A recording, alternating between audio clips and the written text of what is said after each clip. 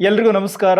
ಈ ವಿಡಿಯೋದಲ್ಲಿ ವೃಷಭ ರಾಶಿ, ಮಿಥುನ ರಾಶಿ, ಕರ್ಕಾಟಕ ರಾಶಿಯವರಿಗೆ ಕೇತುಗ್ರಸ್ತ ಗ್ರಹಣ ಇದು ಯಾವ ರೀತಿ ಇಂಪ್ಯಾಕ್ಟ್ ಆಗ್ತಾ ಇದೆ, ಪಾಸಿಟಿವ್ ವಿಚಾರಗಳೇನು, ನೆಗೆಟಿವ್ ಎಲ್ಲಿದೆ, ಎಲ್ಲಿ ಎಚ್ಚರಿಕೆಗಳನ್ನು ತೆಗೆದುಕೊಳ್ಳಬೇಕು, ಇದನ್ನೆಲ್ಲ ನೋಡೋಣ. ಸೊ ಅದಕ್ಕಿಂತ ಮುಂಚೆ ಈ ಕೇತುಗ್ರಸ್ತ ಚಂದ್ರಗ್ರಹಣದ ಬಗ್ಗೆ ಒಂದು ವೈಜ್ಞಾನಿಕ ವಿವರಣೆ ಬೇಕಿದ್ದರೆ ನನ್ನದೇ ಇನ್ನೊಂದು ವಿಡಿಯೋದಲ್ಲಿ ಸಂಪೂರ್ಣ ಮಾಹಿತಿ ಕೊಟ್ಟಿದ್ದೇನೆ. ಶಾಸ್ತ್ರದ ಉಲ್ಲೇಖಗಳೇನು, ವಿಜ್ಞಾನದಲ್ಲಿ ಅದನ್ನು ಹೇಗೆ ನೋಡಬೇಕು, ಸೊ ಸಂಪೂರ್ಣ ಮಾಹಿತಿ ನಿಮಗೆ ಸಿಗುತ್ತೆ. ನಿಮ್ಮ ಇನ್ಫಾರ್ಮೇಷನ್ಗೋಸ್ಕರ ಆ ವಿಡಿಯೋವನ್ನು ನೀವು ನೋಡಬಹುದು. ಈ ಮೇಷರಾಶಿಯ ವಿಡಿಯೋದಲ್ಲಿ ಕಂಪ್ಲೀಟ್ ಮಾಹಿತಿಯನ್ನು ಕೊಟ್ಟಿದ್ದೀನಿ. ಮತ್ತು ಈ ವಿಡಿಯೋದಲ್ಲಿ ಅದನ್ನು ಹಾಕಿದ್ರೆ ಸುಮ್ಮನೆ ವಿಡಿಯೋ ಲೆಂತ್ ಜಾಸ್ತಿ ಆಗುತ್ತೆ. ಸೊ ಹಾಗಾಗಿ ನೀವು ಅದನ್ನು ಅಲ್ಲಿ ತಿಳ್ಕೊಬೋದು. ಸೊ ಹೋಗಿ ಒಂದು ಸಾರಿ ಚೆಕ್ ಮಾಡಿ. ಡಿಸ್ಕ್ರಿಪ್ಷನ್ ಲಿಂಕ್ ಹಾಕಿರ್ತೀನಿ, ಬೇಕಾದರೆ ಅಲ್ಲಿ ಕ್ಲಿಕ್ ಮಾಡಿ ಇನ್ಫಾರ್ಮೇಷನ್ ತಗೊಳ್ಳಿ. ಓಕೆ, ಈಗ ವೃಷಭ ರಾಶಿಯವರಿಗೆ ಎಷ್ಟನೇ ಮನೆಯಲ್ಲಿ ಈ ಒಂದು ಗ್ರಹಣ ಸಂಭವಿಸ್ತಾ ಇದೆ? ನಿಮಗೆ 4ನೇ ಮನೆ, ಅಂದರೆ ವೃಷಭಕ್ಕೆ 4ನೇ ಮನೆ ಸಿಂಹರಾಶಿ. ಸಿಂಹರಾಶಿಯಲ್ಲಿ ಕೇತುಗ್ರಸ್ತ ಚಂದ್ರಗ್ರಹಣ ನಡೀತಾ ಇದೆ. ಈಗ ನಾನು ಹೇಳುವಂತಹ ವಿಚಾರಗಳು ಎಲ್ಲ ಕ್ಷೇತ್ರದವರೆಗೂ ಅನ್ವಯಿಸುತ್ತೆ. ಅದು ರಾಜಕಾರಣಿಗಳಿರಲಿ, ಸಿನಿಮಾ ಕ್ಷೇತ್ರದವರಿರಲಿ, ಸರ್ಕಾರಿ ಅಧಿಕಾರಿಗಳಿರಲಿ, ಖಾಸಗಿ ಎಂಪ್ಲಾಯೀಸ್ ಇರಲಿ, ವ್ಯಾಪಾರಸ್ಥರಿರಲಿ, ಅದು ಗಾರ್ಮೆಂಟ್ಸಿಂದ ಹಿಡಿದು ದೊಡ್ಡ ದೊಡ್ಡ ಕಂಪ್ನಿಗಳಲ್ಲಿ ಕೆಲಸ ಮಾಡುವಂಥವ್ರಿಗೂ ಅನ್ವಯಿಸುತ್ತೆ. ಸಣ್ಣ ಪುಟ್ಟ ಬಿಸ್ನೆಸ್ಸಿಂದ ದೊಡ್ಡ ದೊಡ್ಡ ಬಿಸ್ನೆಸ್ ಮಾಡೋರಿಗೂ ಅನ್ವಯಿಸುತ್ತೆ. ನಿಮಗೆ ಬೇರೆ ಬೇರೆ ವಿಚಾರಗಳೆಲ್ಲ ಮಾರ್ಚ್ ತಿಂಗಳ ವಿಡಿಯೋದಲ್ಲಿ ಸಿಕ್ಕಿರುತ್ತೆ. ಈಗ 4ನೇ ಮನೆಗೆ ಸಂಬಂಧಪಟ್ಟಂತೆ ಈ ಕೇತುಗ್ರಸ್ತ ಚಂದ್ರಗ್ರಹಣ ನಡೀತಾ ಇರೋದ್ರಿಂದ ನಿಮ್ಮ ಮನೆಯ ಸಂಬಂಧಿತ ವಿಚಾರಗಳಲ್ಲಿ ಹೆಚ್ಚು ತೊಂದರೆಗಳನ್ನು ನೀವು ಕಾಣ್ತೀರಾ. ಈ ಆಸ್ತಿಗೆ ಸಂಬಂಧಪಟ್ಟಂತಹ ಕಿರುಕುಗಳು ಜಾಸ್ತಿ ಆಗುತ್ತೆ ಎಲ್ಲ ಕ್ಷೇತ್ರದಲ್ಲಿರೋರಿಗೂ. ಸ್ಪೆಷಲಿ ರಾಜಕಾರಣಿಗಳಿಗೆ ನಿಮ್ಮ ಆಸ್ತಿ ಬಹಿರಂಗಗೊಳ್ಳುವಂತಹ ಸಮಯ. ಮಾಧ್ಯಮದಲ್ಲಿ ಅದರ ಬಗ್ಗೆ ಚರ್ಚೆ ಆಗಬಹುದು, ಕಾಂಟ್ರವರ್ಸಿಗಳು ಕ್ರಿಯೇಟ್ ಆಗಬಹುದು. ಸರ್ಕಾರಿ ಅಧಿಕಾರಿಗಳಿಗೂ ಕೂಡ ಮನೆಯ ಟೆನ್ಷನ್ ಜಾಸ್ತಿ ಆಗುತ್ತೆ. ಈ ಮನೆಯ ಕಿರಿಕಿರಿ ಜೊತೆ ನಿಮ್ಮ ಸರ್ಕಾರಿ ವೆಹಿಕಲ್ ಕೆಟ್ಟೋಗ್ಬೋದು. 4ನೇ ಮನೆ ವೆಹಿಕಲ್ನು ನನಗೆ ಕೂಡ ತೋರಿಸುತ್ತೆ. ಅದೇ ರೀತಿ ನಿಮ್ಮ ಕಚೇರಿಯಲ್ಲಿ ದಿಢೀರ್ ಸಮಸ್ಯೆಗಳು ಎದುರಾಗ್ತವೆ, ಅದು ಕೂಡ ನಿಮಗೆ ಒತ್ತಡಗಳನ್ನು ಸೃಷ್ಟಿ ಮಾಡುತ್ತೆ. ಅದೇ ರೀತಿ ಖಾಸಗಿ ಎಂಪ್ಲಾಯೀಸ್, ನಿಮ್ಮ ಆಫೀಸಲ್ಲೂ ದೊಡ್ಡ ಕಿರಿಕಿರಿ, ಕೆಲಸದ ಒತ್ತಡಗಳು ಜಾಸ್ತಿ ಆಗುತ್ತೆ. ಒಂದು ಕಡೆ ಮನೆಯ ಒಳಜಗಳ, ಇನ್ನೊಂದು ಕಡೆ ಆಫೀಸಿನ ಒಳಜಗಳ. ಒಟ್ಟಾರೆ ಅದು ಮನೆಯಲ್ಲೂ ನೆಮ್ಮದಿ ಇಲ್ಲ, ಈ ಆಫೀಸಿಗೆ ಬಂದರೆ ಅಲ್ಲೂ ಕೂಡ ನೆಮ್ಮದಿ ಇರೋಲ್ಲ. ಅದೇ ರೀತಿ ಗೃಹಿಣಿಯರಿಗೆ ಮನೆಯಲ್ಲಿ ಎಷ್ಟೇ ಕೆಲಸ ಮಾಡಿದ್ರೂ ಕೆಲಸ ಮುಗಿತಾ ಇಲ್ಲ. ಮನೆಗೆ ಸಂಬಂಧಪಟ್ಟಂತಹ ಖರ್ಚುಗಳು ಜಾಸ್ತಿ ಆಗ್ತಾ ಇದೆ. ವಾಷಿಂಗ್ ಮಿಷಿನ್ ಕೆಟ್ಟೋಗ್ಬೋದು. ನಿಮ್ಮ ಫ್ರಿಡ್ಜಲ್ಲಿ ಏನೋ ತಾಂತ್ರಿಕ ಸಮಸ್ಯೆ ಬಂದು ಅದು ಕೂಡ ರಿಪೇರಿಗೆ ಬರುತ್ತೆ. ಜೊತೆಗೆ ಮಕ್ಕಳ ಟೆನ್ಷನ್. ಸೊ ಎಲ್ಲ ಒಂದು ರೀತಿ ಕಿರಿಕಿರಿ ಅನುಭವಿಸುವಂತಹ ಸಮಯ ಮನೆಯಲ್ಲಿ, ಕಚೇರಿಯಲ್ಲಿ, ವ್ಯಾಪಾರ ಮಾಡುವ ಜಾಗದಲ್ಲಿ. ಸದ್ಯಕ್ಕೆ ಮನೆ ಖರೀದಿ, ವಾಹನ ಖರೀದಿ, ಅಥವಾ ಮನೆಯನ್ನು ಇನ್ನೊಂದಷ್ಟು ಚೆಂದ ಮಾಡೋಕ್ಕೆ ಹೋಗೋದು, ಇಂಟೀರಿಯರ್ನ ಏನೋ ಸರಿ ಮಾಡೋಕ್ಕೆ ಹೋಗೋದು, ವೆಹಿಕಲನ್ನು ಏನೋ ಅಪ್ಗ್ರೇಡ್ ಮಾಡೋಕ್ಕೆ ಹೋಗೋದು, ಇವೆಲ್ಲ ಮಾಡೋಕ್ಕೆ ಹೋಗಬೇಡಿ. ಸುಮ್ಮನೆ ಖರ್ಚಾಗುತ್ತೆ, ಅದರಿಂದ ಏನು ಯೂಸ್ ಆಗಲ್ಲ. ಅದೇ ರೀತಿ ರಿಯಲ್ ಎಸ್ಟೇಟ್ ಮಾಡುವಂತಹ ವೃಷಭ ರಾಶಿಯವರಿಗೆ ಹೆಚ್ಚು ಲಾಸಸ್ಗಳಿವೆ, ಮೋಸ ಹೋಗ್ಬೋದು. ಅದರಿಂದ ನಿಮ್ಮ ಆರೋಗ್ಯದ ಮೇಲೆ ಪ್ರಭಾವ ಬೀರುತ್ತೆ. ಒತ್ತಡಗಳನ್ನು ಜಾಸ್ತಿ ಮಾಡ್ಕೊಳ್ತೀರಾ.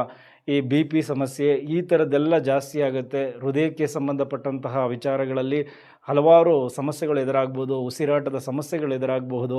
ಸೊ ಹಾಗಾಗಿ ಅದರ ಕಡೆ ಹೆಚ್ಚಿನ ಗಮನ ಇರಲಿ. ಸ್ವಲ್ಪ ಎಲ್ಲದರಲ್ಲೂ ಆಸಕ್ತಿ ಕಳೆದುಕೊಳ್ಳುವಂತಹ ಸಮಯ ಎದುರಾಗುತ್ತೆ ಈ ಮನೆಯಿಂದ ಉಂಟಾಗುವ ಸಮಸ್ಯೆಗಳಿಂದ, ವೆಹಿಕಲ್ಗಳಿಂದ ಉಂಟಾಗುವ ಸಮಸ್ಯೆಗಳಿಂದ. ಅದೇ ರೀತಿ ನಿಮ್ಮ ಮನೆಯ ಹಿರಿಯರು, ಅಂದರೆ ತಾಯಿ ಯಾರಿದ್ದಾರೆ, ಸೊ ಅವರಿಗೆ ಸ್ವಲ್ಪ ಆರೋಗ್ಯದಲ್ಲಿ ಹೆಚ್ಚು ತೊಂದರೆಗಳು ಕಾಣ್ಬೋದು. ಅದು ಕೂಡ ನಿಮ್ಮೆಲ್ಲರಿಗೂ, ಅದು ರಾಜಕಾರಣಿಗಳಿರಲಿ, ಸಿನಿಮಾ ನಟರಿರಲಿ, ಸರ್ಕಾರಿ ಅಧಿಕಾರಿಗಳಿರಲಿ, ಪ್ರೈವೇಟ್ ಎಂಪ್ಲಾಯೀಸ್ ಇರಲಿ, ನಿಮ್ಮೆಲ್ಲರಿಗೂ ಈ ತಾಯಿಯ ಆರೋಗ್ಯದಲ್ಲಿ ಹೆಚ್ಚು ಚಿಂತೆ ಕಾಡುತ್ತೆ, ಆತಂಕ ಎದುರಾಗುತ್ತೆ. ಆದರೆ ಈಗ ನೀವು ಈ ಒಂದು ಗ್ರಹಣದ ಸಮಯದಲ್ಲಿ ಅಥವಾ ಒಂದು ತಿಂಗಳು ಅಥವಾ 1.5 ತಿಂಗಳು ಏನಿರುತ್ತೆ, ಈ ಟೈಮಲ್ಲಿ ಸ್ವಲ್ಪ ಎಚ್ಚರಿಕೆಯಿಂದ ಇರಿ. ಡೆಫಿನೆಟ್ಲಿ ಮನೆ ಮತ್ತು ಆಫೀಸ್ ಟೆನ್ಷನ್ಸ್ ಇದ್ದೇ ಇರುತ್ತೆ. ಸೊ ನೀವು ಈಗ ನಿಮ್ಮ ಮನಸ್ಸನ್ನು ಕಂಟ್ರೋಲಿಗೆ ತರಬೇಕು, ಧ್ಯಾನ ಮಾಡಬೇಕು, ಶಿವನ ಜಪ ಮಾಡಿ. ಯಾವುದೇ ಕಾರಣಕ್ಕೂ ಯಾವುದೇ ತಪ್ಪು ನಿರ್ಧಾರಗಳನ್ನು ತೆಗೆದುಕೊಳ್ಳಬೇಡಿ. ಮುಂದಿನ ದಿನಗಳು ಇನ್ನೂ ತುಂಬ ಚೆನ್ನಾಗಿರುತ್ತೆ. ಈಗ ಸದ್ಯಕ್ಕೆ ಬಂದಿರೋದನ್ನು ಧೈರ್ಯವಾಗಿ ಫೇಸ್ ಮಾಡಿ. ನಿಮ್ಮ ದೇಹಕ್ಕೆ ಮತ್ತು ಮನಸ್ಸಿಗೆ ಒಂದು ಚೈತನ್ಯ ಕೊಡೋದಕ್ಕೆ ಜಪಗಳು, ಪೂಜೆಗಳು, ಪುನಸ್ಕಾರಗಳಲ್ಲಿ ಭಾಗಿಯಾಗಿ. ಸೊ ಎಲ್ಲರಿಗೂ ಒಳ್ಳೆಯದಾಗಲಿ. ಬಟ್ ಸ್ವಲ್ಪ ನಿಮ್ಮನ್ನು ನೀವೇ ಎಚ್ಚರಿಕೆಯಿಂದ ನೋಡಿಕೊಳ್ಳಬೇಕಾದ ಸಮಯ, ಅದರ ಕಡೆ ಗಮನ ಕೊಡಿ. ಈಗ ಮುಂದಿನ ರಾಶಿ ಮಿಥುನ ರಾಶಿ. ಸೊ ಮಿಥುನ ರಾಶಿಯವರಿಗೆ 3ನೇ ಮನೆ. ಸೊ 3ನೇ ಮನೆ ಅಂದರೆ ಶಾರ್ಟ್ ಟ್ರಾವೆಲ್, ನೆರೆಹೊರೆ, ತಂಗಿ, ತಮ್ಮ, ಪರಾಕ್ರಮ ಸ್ಥಾನ, ಮಾರ್ಕೆಟಿಂಗ್, ಕಮ್ಯುನಿಕೇಷನ್. ಸೊ ಇಲ್ಲಿ ಕೇತುಗ್ರಸ್ತ ಚಂದ್ರಗ್ರಹಣ ಆಗ್ತಾ ಇದೆ. ಸೊ ನಿಮಗೆ ಜಾಕ್ಪಾಟ್ ಅಂತ ಅಂದ್ಕೊಳ್ಳಿ. ನೀವು ತೆಗೆದುಕೊಳ್ಳುವಂತಹ ಒಂದು ಸಣ್ಣ ರಿಸ್ಕ್, ಒಂದು ಸ್ಟೆಪ್, ಒಂದು ದೊಡ್ಡ ಮಟ್ಟದ ಸಕ್ಸಸ್ಸನ್ನು ಕೊಡುತ್ತೆ. ಅದೃಷ್ಟ ನಿಮ್ಮ ಕೈ ಹಿಡಿಯುವಂತಹ ಸಮಯ. ಅದು ರಾಜಕಾರಣಿಗಳಿರಲಿ, ನಮ್ಮ ಸರ್ಕಾರಿ ಅಧಿಕಾರಿಗಳಿರಲಿ, ಸಿನಿಮಾ ಕ್ಷೇತ್ರದವರಿರಲಿ, ಪ್ರೈವೇಟ್ ಎಂಪ್ಲಾಯೀಸ್ ಇರಲಿ, ಎಲ್ಲ ಕ್ಷೇತ್ರದವರು ಇದನ್ನು ಅರ್ಥ ಮಾಡ್ಕೋಬೇಕು. ನೀವು ಒಂದು ಸ್ಟೆಪ್ ಮುಂದೆ ಹಾಕಿ ಸಾಕು, ಯಾಕೆಂದರೆ ಧೈರ್ಯ ಬರ್ತಾ ಇದೆ. 3ನೇ ಮನೆ ಪರಾಕ್ರಮ ಸ್ಥಾನ. ರಿಸ್ಕ್ ತಗೊಳ್ಳಿ ಸಾಕು. ಸೊ ಅದೃಷ್ಟ ನಿಮ್ಮನ್ನು ಹುಡ್ಕೊಂಡು ಬರುತ್ತೆ. ನಿಮ್ಮ ಪ್ರತಿಯೊಂದು ರಿಸ್ಕ್, ನಿಮ್ಮ ಪ್ರತಿಯೊಂದು ಸ್ಟೆಪ್ ನಿಮಗೆ ಅತ್ಯಂತ ಯಶಸ್ಸನ್ನು ತಂದುಕೊಡುವಂತಹ ಸಮಯ. ನಿಮ್ಮ ವಿರೋಧಿಗಳು ತಾವಾಗಿಯೇ ಸೋಲ್ತಾರೆ, ಅದು ಬಹಿರಂಗವಾಗುತ್ತೆ, ಎಲ್ಲರಿಗೂ ಗೊತ್ತಾಗುತ್ತೆ ಅವರ ಸೋಲು. ರಾಜಕಾರಣಿಗಳಿಗೆ ಅವರ ವಿರೋಧಿಗಳ ಸೋಲು ಗೊತ್ತಾಗಬೇಕು ಅಂದರೆ ಅದು ಮಾಧ್ಯಮದಲ್ಲಿ ಬರುತ್ತೆ. ಸರ್ಕಾರಿ ಅಧಿಕಾರಿಗಳಿಗೆ ಅವರ ವಿರೋಧಿಗಳ ಸೋಲು ನಿಮ್ಮ ಕಾರ್ಯಕ್ಷೇತ್ರದಲ್ಲೇ ಗೊತ್ತಾಗುತ್ತೆ. ಪ್ರೈವೇಟ್ ಎಂಪ್ಲಾಯೀಸ್ ನಿಮ್ಮ ಆಫೀಸಲ್ಲಿ ಅದು ಚರ್ಚೆಗೆ ಬರುತ್ತೆ. ವ್ಯಾಪಾರಿಗಳಿಗೆ ನಿಮ್ಮ ಗೆಲುವು ಅದ್ಭುತವಾಗಿರುತ್ತೆ. ಸೊ ಈ ರೀತಿ ನೀವು ನಿಮ್ಮ ಕ್ಷೇತ್ರಗಳಲ್ಲಿ ಈ ವಿಚಾರಗಳನ್ನು ಅಳವಡಿಸ್ಕೊಳ್ಳಿ. 3ನೇ ಮನೆ ಒಂದು ಸಣ್ಣ ಪ್ರಯಾಣವನ್ನು ಸೂಚಿಸುತ್ತೆ. ಹಾಗಾಗಿ ಈ ಕೆಲಸಕ್ಕೆ ಸಂಬಂಧಪಟ್ಟಂತಹ ಪ್ರಯಾಣಗಳು ಎದುರಾಗಬಹುದು, ಮೀಟಿಂಗ್ ಮಾಡಬಹುದು, ಅಂದರೆ ಇಲ್ಲಿಂದ ಇನ್ನೊಂದು ಕಡೆಗೆ ಹೋಗಿ ಮೀಟಿಂಗ್ಗಳನ್ನ ಮಾಡ್ಬೋದು, ಅದು ಎಲ್ಲ ಕ್ಷೇತ್ರದವರು. ಸೊ ಹಾಗಾಗಿ ಈ ಒಂದು ಪ್ರಯಾಣ ಡೆಫಿನೆಟ್ಲಿ ನಿಮಗೆ ಲಾಭವನ್ನು ತಂದುಕೊಡುತ್ತೆ. ಅದೇ ರೀತಿ ನಿಮ್ಮ ಅಂದರೆ ಕ್ರಿಯೇಟಿವ್ ಪೀಪಲ್ಸ್ ಯಾರ್ಯಾರು ಇದ್ದೀರಾ, ಒಂದು ಹಿಡನ್ ಟ್ಯಾಲೆಂಟ್ ಹೊರಗಡೆ ಬರುವಂತಹ ಸಮಯ.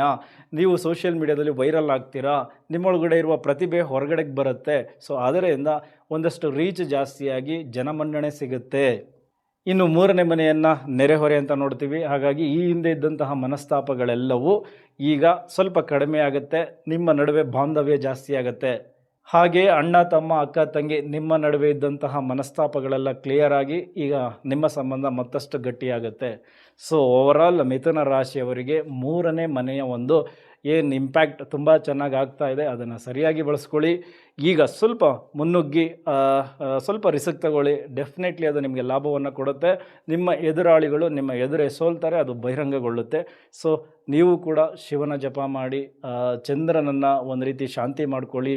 ಕೇತುಗಾಗಿ ಈ ನಾಯಿಗಳಿಗೆ ಬಿಸ್ಕೆಟ್ ಹಾಕೋದು, ಊಟ ಹಾಕೋದು, ಇದನ್ನೆಲ್ಲ ಮಾಡಿ ಅದರ ಜೊತೆಗೆ ಓಂ ನಮಃ ಶಿವಾಯ, ಓಂ ನಮಃ ಶಿವಾಯ, ಓಂ ನಮಃ ಶಿವಾಯ ಇದನ್ನು ಜಪ ಮಾಡ್ಕೊಂಡು ಹೋಗಿ.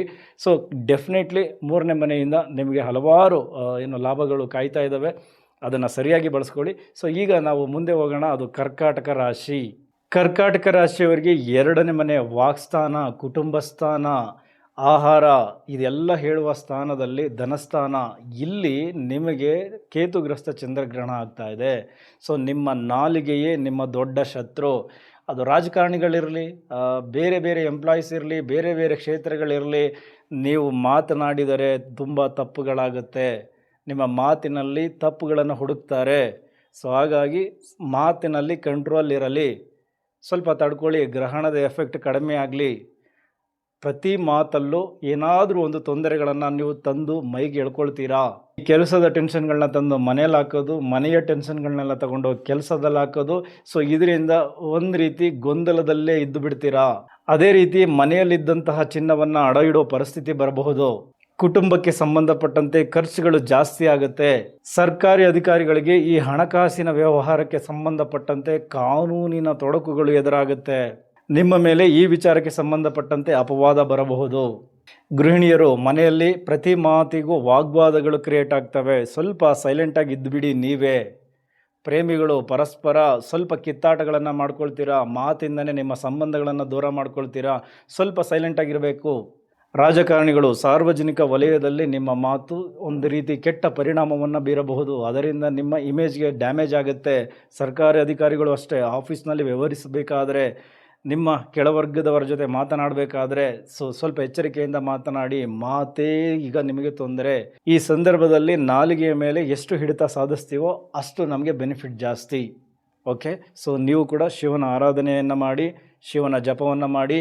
ಈಗ ಏನು ಕೇತುಗ್ರಸ್ತ ಚಂದ್ರಗ್ರಹಣದಿಂದ ಬರ್ತಾ ಇರುವ ಸಮಸ್ಯೆಗಳನ್ನು ಅಥವಾ ಮಾತಿನಿಂದ ನೀವು ಎದುರಿಸ್ತಾ ಇರುವಂತಹ ಸಮಸ್ಯೆಗಳನ್ನು ಸ್ವಲ್ಪ ಕಡಿಮೆ ಮಾಡ್ಕೊಳ್ಬೋದು. ಸ್ವಲ್ಪ ಮಾತಿನ ಕಡೆ ಗಮನ ಕೊಡಿ, ಅಷ್ಟೇ ಸಾಕು. ಮನಸ್ಸನ್ನು ಕಂಟ್ರೋಲಲ್ಲಿ ಇಟ್ಕೊಳ್ಳಿ. ಸ್ವಲ್ಪ ಎಚ್ಚರಿಕೆಯನ್ನು ನೀವೇ ತೆಗೆದುಕೊಳ್ಬೋದು, ಅದರ ಕಡೆ ಗಮನ ಕೊಡಿ. ಎಸ್, ವೃಷಭ, ಮಿಥುನ, ಕರ್ಕಾಟಕ ರಾಶಿ ಸ್ವಲ್ಪ ಎಚ್ಚರಿಕೆಗಳನ್ನು ತೆಗೆದುಕೊಳ್ಳಿ, ಮನಸ್ಸನ್ನು ಕಂಟ್ರೋಲ್ ಇಟ್ಕೊಳ್ಳಿ. ಡೆಫಿನೆಟ್ಲಿ ಆಗುವಂತಹ ತೊಂದರೆಗಳು ಸ್ವಲ್ಪ ಮಟ್ಟಿಗಾದರೂ ಕಡಿಮೆ ಆಗುತ್ತೆ. ಸೊ ಮುಂದಿನ ರಾಶಿಗಳ ಭವಿಷ್ಯ ಮುಖಾಂತರ ನಿಮ್ಮನ್ನು ತಲುಪ್ತೀನಿ. ಇಲ್ಲಿವರೆಗೂ ವಿಡಿಯೋ ನೋಡಿದ್ದಕ್ಕೆ ಧನ್ಯವಾದಗಳು. Thank you very much.